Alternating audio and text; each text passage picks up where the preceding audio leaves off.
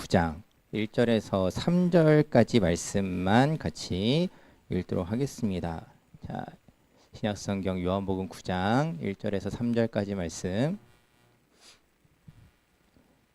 자, 말씀이 길지 않죠. 우리 1절부터 3절까지 저와 여러분이 같이 처음부터 끝까지 같이 읽도록 하겠습니다. 자, 같이 읽겠습니다. 시작. 예수께서 길을 가실 때에 날 때부터 맹인된 사람을 보신지라. 제자들이 물어 이르되 랍비여, 이 사람이 맹인으로 난 것이 누구의 죄로 인함이니이까? 자기니이까 그의 부모니이까? 예수께서 대답하시되 이 사람이나 그 부모의 죄로 인한 것이 아니라 그에게서 하나님이 하시는 일을 나타내고자 하심이라. 아멘. 자, 우리 오늘 같이 읽은 본문의 제목을 가지고 하나님 왜 하필 전가요? 라는 제목으로 같이 말씀을 나누도록 하겠습니다. 제가 이제 여러분들과 같이 이제 몇 번 나눴었는데, 저는 이제 원래 대학생 때 전공은 사회복지를 전공을 했습니다. 사회복지 전공하면서 공부하다 보면은 생각보다 좀 넓게 배워요. 좀 폭넓게 배우는데 어떤 이제 뭐 심리 상담 이런 부분들도 공부를 하고, 그리고 이제 정신보건이라는 부분도 같이 좀 공부를 해요. 근데 제가 이 정신보건 관련해서 기억에 남는 내용이 있는데, 그 중에 하나가 뭐냐면은, 자, 정신보건에서 이것을 마음의 감기라고 부르더라고요. 자, 퀴즈 뭘까요?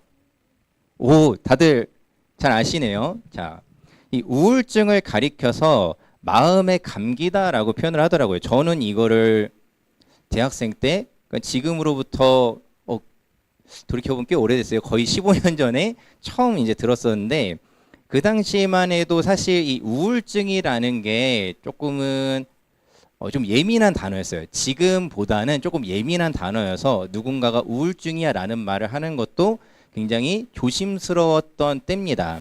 자, 그런데 이때 당시에도 이 정신보건 분야 쪽에서 이걸 이제 가르치시는 교수님이 이제 말씀하시기를 우울증은 마음의 감기입니다 라고 표현하시면서 왜 감기냐라고 이렇게 이제 정리를 좀 해주셨어요. 자, 여기서 한번 질문해 볼게요. 자, 나는 일평생 감기를 정말 단 한 번도 안 걸려본 분 혹시 계신가요? 없죠? 없죠? 자, 이 우울증도 마찬가지라는 겁니다. 특별히 우리가 어떤 감기 걸리는 일들 가지고 너는 어떻게 사람이 감기 걸릴 수 있어? 이러지 않는단 말이죠. 그렇죠? 누구나 걸릴 수 있습니다. 건강하다가도 감기 걸릴 수 있는 거고요. 뭐 사람에 따라서 얼마든지 그럴 수 있다라는 거죠. 그리고 사람마다 정도 차이가 있습니다. 감기가 좀 심하게 걸리는 경우도 있고 좀 가볍게 오래 가는 경우들도 있어요. 이것도 사람마다 다 차이가 있는 거죠. 자, 그리고 세 번째로 나을 수 있다라는 겁니다. 회복이 된다라는 거예요. 자, 물론 이 정도 차이에 대한 이야기와 같이 더불어서 이야기하자면은 조금 오래 갈 수도 있어요. 이제 뭐 저랑 이제 저희 아내를 예로 들자면은, 저는 감기 잘은 안 걸려요. 잘은 안 걸리는데 한 번 걸릴 때 한번 빡 걸리고, 그리고 한 일주일 지나면은 빡 났습니다. 짧고 굵게 감기를 좀 앓는 편이에요. 근데 이제 저희 아내는 좀 달라요. 서서히 시작이 돼요. 서서히 감기인가 시작해서 꽤 오래 갑니다. 몇 주를 가요. 어떤 경우에는 몇 주 동안 그 감기 기운 있는 상태로 쭉 가고 그냥 그렇게 이제 지내다가 어느새 나아 있는 그런 모습을 이제 봅니다. 자, 우리가 어떤 사람의 아픔에 관해서 이 우울증이라는 것도 이러한 측면이 있다라는 겁니다. 특별히 우리가 우울증이나 이런 것들에 대해서, 특별히 우리가 몸의 아픔보다 마음의 아픔에 관해서 사람들이 좀 오해하거나 예민해지는 지점이 있는 것 같은데, 그럴 필요가 없다라는 거죠. 우리 어떤 마음의 아픔들도 어찌 보면 몸의 아픔과 다르지 않게 얼마든지 그럴 수 있다라는 거예요. 이제 뭐 저도 좀 예전 얘기를 했지만은, 예전에는 우울증 걸린 사람들은 마치 그 사람이 멘탈이 약해서, 그 사람 뭐 정신 건강이 안 좋아서 이런 식으로 좀 접근하고 이렇게 이야기하는 부분들이 있었지만은 그렇지 않았다라는 거죠. 실제로는 그냥 누구나가 그럴 수 있다라는 겁니다. 누구나가 아플 수 있는 거고 누구나 또 건강할 때도 있다라는 겁니다. 자, 오늘 서론이 좀 길었는데, 자, 우리가 사람이 몸이 아프거나 마음이 아프거나 하는 일들 가운데 이런 생각들을 할 수 있어요. 내 아픔을 두고 오래 보면서 왜 나만 이런 아픔이 있을까? 왜 나는 이렇게 힘들까? 때론 우리의 어떤 마음의 아픔을 가지고 있는 친구들 중에서도 혹시 그런 생각하는 친구들이 있는지 모르겠어요. 다른 친구들은 괜찮은데 왜 나만 이러지? 내가 너무 약한가? 내가 어떤 문제가 있는 건가? 왜 나만 이렇게 힘들고 왜 나만 아플까? 이런 어떤 생각들을 할 수 있다라는 겁니다. 그러면서 자책하는 경우들도 좀 많이 보게 되는 것 같아요. 자, 그런데 우리가 겪는 어떤 아픔과 불행의 원인은 그렇게 단순하게 이야기할 수 있는 게 아니다라는 것을 우리가 좀 보려고 합니다. 자, 오늘 본문의 내용을 좀 다시 한번 좀 살펴볼게요. 천천히. 자, 지금 예수님께서 길을 가시는 중이었습니다. 제자들이랑 같이 길을 가시는 중이었는데 이 길을 가다가 그 길가에 앞을 보지 못하는 사람이 있었어요. 성경은 이야기할 때 이 사람이 날 때부터 앞을 보지 못한 사람이다라고 합니다. 그러니까 어떤 사고나 어떤 질병 때문에 후천적으로 못 보는 게 아니라 원래 날 때부터 앞을 못 봤던 사람이다라고 이야기를 해요. 자, 근데 이 예수님이 이 사람을 쳐다보는 거를 제자들도 보는 거죠. 예수님 어디 보시는 거지? 라고 해서 같이 봤더니 날 때부터 앞을 보지 못하는 사람이 앉아 있는 거예요. 그때 이제 예수님께 제자들이 이렇게 묻습니다. 예수님, 저 사람이 앞을 보지는 못하는 이유가 누구의 죄 때문입니까? 그 사람 자신입니까? 아니면 그의 부모 때문입니까? 라고 물어보는 거예요. 자, 요즘 같은 시대에는 이렇게 물어보면 굉장히 이제 큰일 날 수 있어요. 멱살잡이가 일어날 수 있는 걸 텐데, 자, 당시 이 유대 사람들에게는 어떤 의식이 있었냐면은 사실 우리나라도 뭐 십수년 전, 몇십 년 전에는 어떻게 보면 좀 비슷한 관점이 있었는데 어떤 질병이나 장애나 이런 것들에 관해서 어떻게 생각했냐면은 저 사람이 죄가 있어서 그럴 거야. 저 사람이 어떤 죄를 지어서 저런 아픔이 있을 거야. 저런 어려움을 당하는 걸 거야. 라는 어떤 생각들을 가지고 있었다라는 겁니다. 자, 이런 인식의 근거가 그냥 마냥 사람들의 어떤 생각에서만 나온 게 아니었어요. 자, 어찌 보면은 하나님의 말씀 가운데 이런 근거를 가지고 있었는데, 자, 민수기 14장 18절에 보면은 이런 말씀이 있어요. 제가 읽을게요. 여호와는 노하기를 더디하시고 인자가 많아 죄악과 허물을 사하시나 형벌을 받을 자는 결단코 사하지 아니하시고 아버지의 죄악을 자식에게 갚아 3, 4대까지 이르게 하리라. 자, 이 말씀만 그 어떤 진짜 의미나 이런 거 다 떼놓고 그냥 문자적으로 이 말씀만 보면은 아버지가 잘못한 거 그 아들이, 그 자녀가 그 죄를 그대로 이어받게 된다라는 것처럼 보이죠. 그렇죠? 우리가 이제 뭐 연좌제라고 표현하는 것처럼 그 아버지의 죄가, 그 부모의 죄가 마치 자식에게 이어지는 것처럼 보일 수 있는 말씀입니다. 근데 제가 이렇게 이야기한다는 건 뭐죠? 실제로 이 말씀이 정말로 그러한 의미는 아니다라는 거예요.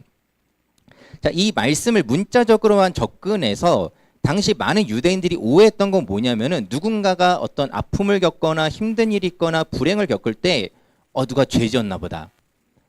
그 당사자한테도 가서 이야기하는 거죠. 너 뭐 죄 지은 거 있는 거 아니야? 혹시 우리 친구들 중에 욥기 내용이 좀 기억나는 친구들 한번 되새겨 보면 좋을 거예요. 욥기에서 이 욥이 어려움 당했을 때도 친구들이 와가지고 얘기하는 거예요. 야, 너도 모르는 사이에 죄 지은 거 있는 거 아니야? 얼른 회개부터 좀 해봐. 그럼 하나님이 이 불행을 없애주실 거야. 라고 이야기를 합니다. 이거는 이제 당시에 꽤나 오랫동안 많은 사람들이 그렇게 생각하고 있었던 부분이라는 거죠. 자, 그런데 우리가 우선 첫 번째로 오해하지 말아야 될 것은 무엇이냐면은 죄는 상속되는 게 아닙니다. 죄라는 것은 상속되는 게 아니에요. 이 아담의 범죄로 말미암아 그 이후에 모든 인간은 다 죄인인 겁니다. 그게 아버지 때문이 아니라 그냥 인간이 그렇게 태어난다라는 거예요. 자, 물론 그런 부분들은 있을 수 있습니다. 부모의 어떤 죄가 자녀에게 악영향을 미칠 수는 있겠죠. 뭐 예를 들어서 극단적인 예를 들자면은 뭐 예전에 뭐 정확히 뭐였는지 기억이 안 나는데 어제는 봤던 어떤 드라마나 이런 거에서 뭐 그런 소재가 있었어요. 부모님이 범죄자예요.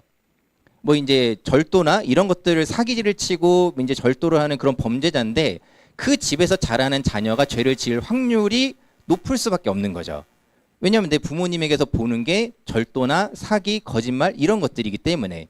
그러니까 그런 악영향을 미칠 수는 있지만은 죄 자체가 이어지는 것은 아니다라는 겁니다.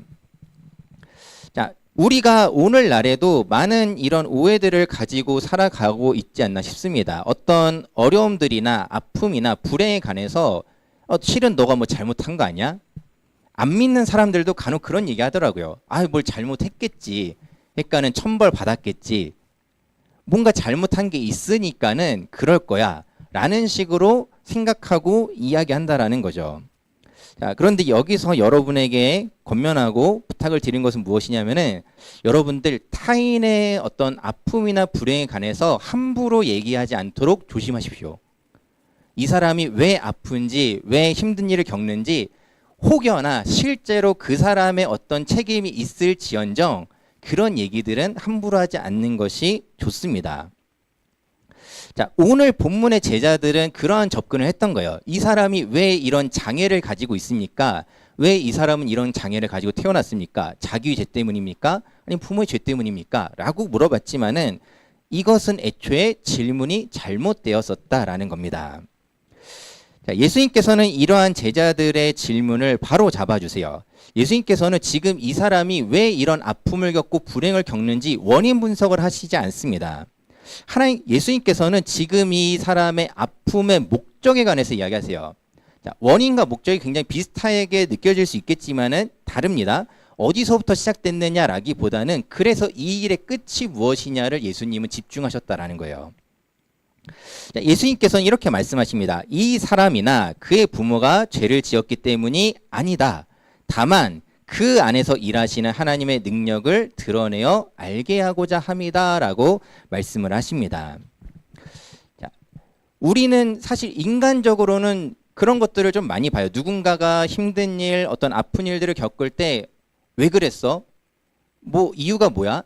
자꾸 어떤 이유들을 물으면서 책임을 논하려고 합니다. 뭐 너가 잘못한 거 아니야? 뭐 때문인 거 아니야? 뭐 이런 것 때문에 그런 거 아니야? 라고 어떤 책임에 대해서 이야기하기를 좋아하기도 하는 것 같아요. 사람들이. 뭐 이건 어떻게 보면 때로는 저의 안에서 나타나는 저의 마음이기도 합니다. 자, 그런데 하나님의 초점은 거기에 있지 않다라는 거예요. 왜 그러느냐라는, 왜 이 일이 발생했느냐라는 게 아니라 이 일을 통해서 그러면 하나님은 무엇을 하시는가라는 것이 예수님의 초점이라는 겁니다. 오늘 본문에서는 이 불행의 원인이 아닌 목적을 예수님께서 말씀하시면서 이 일을 통해서 정말로 하나님이 원하시는 것은 누구 때문이냐 이게 아니라 이 일을 통해서 하나님이 드러나는 게 목적이다라고 말씀하고 계시다라는 사실을 우리 모두 기억했으면 좋겠습니다. 자, 우리의 어떤 일들 가운데서도 마찬가지예요. 때로는 내가 어떤 아픔이나 여러분들 지내면서 어떤 고난이나 이런 일들이 찾아올 때 왜 나한테 이런 일이 찾아왔을까 질문하게 될 수 있습니다. 그럴 때 여러분들 다시 한번 이 말씀을 기억하면서 이렇게 생각했으면 좋겠어요. 하나님께서 이것을 통해서 하실 일이 있구나. 하나님께서 나의 고난을 통해, 아픔을 통해, 불행을 통해 하실 일이 있구나라고 여러분들 생각하실 수 있으면 좋겠습니다. 자, 그런데 사람이 참 그래요. 이렇게 알아도 또 이런 질문이 생겨요. 어떻게 보면 제 얘기이기도 한데, 근데요, 하나님의 뜻 드러나는 거 좋습니다. 근데 왜 하필 전가요? 다른 사람이면 안 되나요? 꼭 제가 이렇게 힘들어야만 하나요? 꼭 제가 이렇게 아픔을 겪어야만 하나요? 라는 것들이 우리가 생길 수 있는 질문이라는 거죠. 자, 솔직히 그렇지 않나요? 여러분들 내가 어떤 잘 되는 결과가 있다고 할 때 편하게 잘 되는 게 좋아요? 힘들게 잘 되는 게 좋아요? 다 누구나 이게 똑같을 거예요. 편하게 잘 되면 제일 좋죠. 그렇죠? 안 아프고 안 힘들고 잘 되면 제일 좋습니다. 꼭 뭐 힘들어야만 보람 있고 사실 별로 안 그런 것 같아요. 그냥 편하게 잘 되는 게 제일 좋습니다. 편하게 배우고 편하게 깨닫고 편하게 잘 되는 게 가장 좋은데 우리의 어떤 삶 가운데 그렇지 못한 일들을 마주한다라는 거죠. 뭐 저도 그래요. 고생을 통해서 배우는 게 있다라는 거는 알아요. 아는데 그래도 고생 안 하고 싶거든요. 아픔을 통해서 배우는 게 뭔지도 알겠고 다 이해하지만은 안 아팠으면 좋겠어요. 근데 또 아파. 참 이런 인생의 그런 문제들이 우리는 피해갈 수 없다라는 겁니다. 자, 우리가 이 신학적 용어 가운데 그런 표현이 있어요. 위장된 축복을 하나님이 주신다라는 표현이 있어요. 무슨 의미냐면은 때로는 이 고난으로 보이는 어떤 일들 가운데 하나님이 그 안에 우리를 향한 복을 담아서 주신다라는 의미입니다.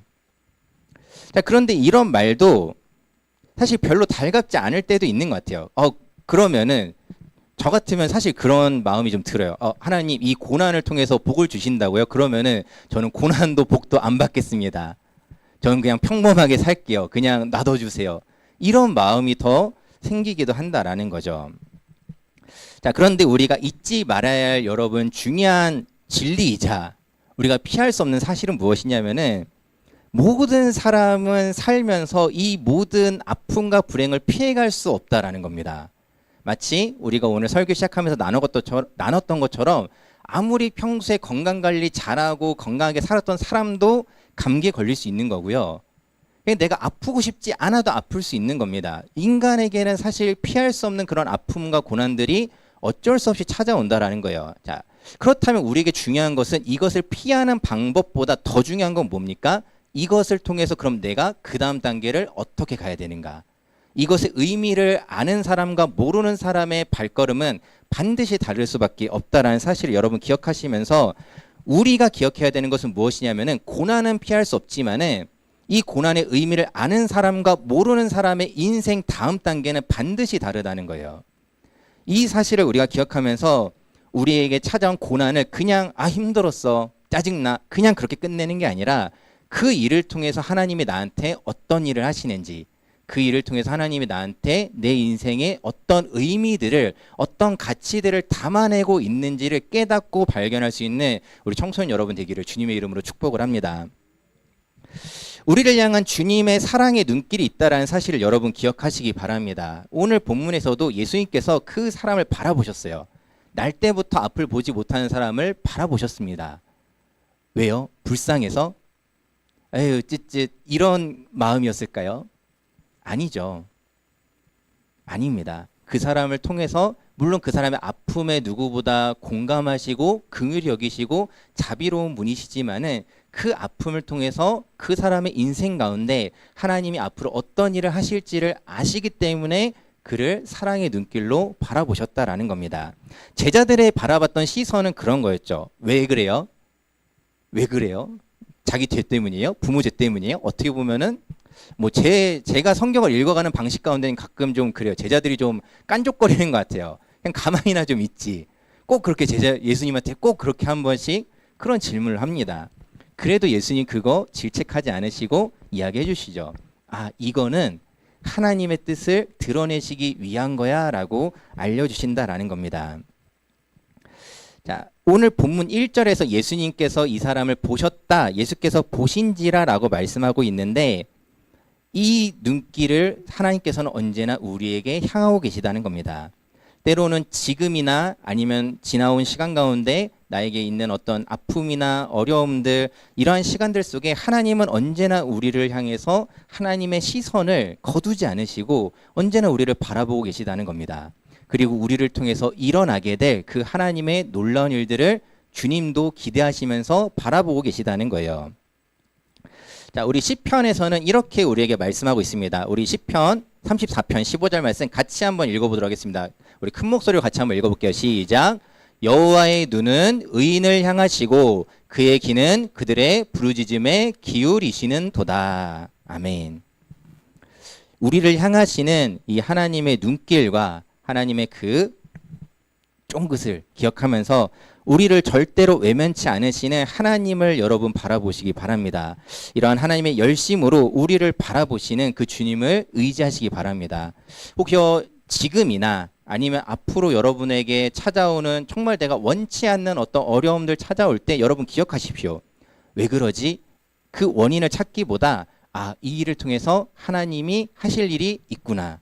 하나님이 이 일을 통해서 내 인생의 의미와 가치들을 담아내고 계시는구나. 하나님께서 이 일을 통해서 나를 더욱더 완성해 가시는구나 라는 그 하나님의 마음을 기억하면서 살아갈 수 있는 우리 청소년 여러분 되기를 주님의 이름으로 축원을 드립니다. 설교를 마치면서 하나만 더 좀 길지 않게 얘기를 할게요. 사실 이제 여러분에게 양해를 구할 부분들도 좀 생겨가지고 이제 얘기를 드리는 건데 제가 지난주에 휴가였어요. 휴가였습니다. 강릉 가서 바다 보고 회 먹고 잘 놀다가 오기도 했는데 이제 그렇게 보내고 지난주 수요일에는 제가 좀 수술을 하고 왔어요. 안 그래 보이죠? 뭐 보기보다 안 좋지만 또 그렇다고 그렇게 나쁜 건 아니에요. 너무 걱정하실 필요는 없고 제가 그래서 이제 의사 소견에 따라서 당분간 찬양을 못 해요. 설교하고 말하는 거는 괜찮은데 당분간 의사가 저 부목사인데요 라고 얘기했더니 그래도 찬양은 안 됩니다 뭐 이렇게 얘기를 해서 당분간은 제가 여러분들과 찬양하는 시간에 같이 부르지 못하고 이따가 우리 같이 찬양할 때도 더 하지 못할 부분들이 있는데 저 오늘 본문을 사실 이제 설교를 준비하면서 어찌 보면은 저에게 주시는 하나님의 마음도 그런 것들이었어요. 이제 저도 이제 그래요. 하나님 왜 또 이렇게 또 이런 일을 또 저에게 주십니까? 주님 저 병원 진짜 지겨운데 또 왜 병원에 가게 하십니까? 막 그런 어떤 마음들이 생긴단 말이에요. 자, 그래도 제가 여전히 주님을 믿고 의지하면서 기대하는 건 뭐냐면은 내 어떤 이런 건강의 문제를 통해서도 하나님이 하실 일이 있다라는 겁니다. 그게 뭔지는 아직 정확히 모르겠어요. 그 일이 뭔지 정확히 아직은 다 모르겠지만은 하나님께서 이러한 저를 통해서 하실 일이 반드시 있다라는 것은 확신합니다. 그것 가지고 기도하면서 살아가는 거예요. 자, 여러분 저를 보면서 그런 생각하시면 안 돼요. 목사님 왜 아픈 거야? 뭐 죄 지은 거 아니야? 이런 생각하시면 안 된다는 거예요. 자, 물론 다 잘하지 못했겠죠. 다 잘하지 못했겠지만은 우리의 인생에서 그런 어떤 찾아오는 일들 가운데 우리가 기억해야 되는 건 뭐라고요? 그래서 하나님이 무슨 일을 하시는가? 그래서 하나님이 우리에게 어떤 일들을 행하시는가를 여러분들 기대하시면서 하나님을 의지하면서 살아갈 수 있는 우리 청소년 여러분 되기를 주님의 이름으로 축원을 드립니다. 자, 우리 이 시간에 같이 우리 찬양팀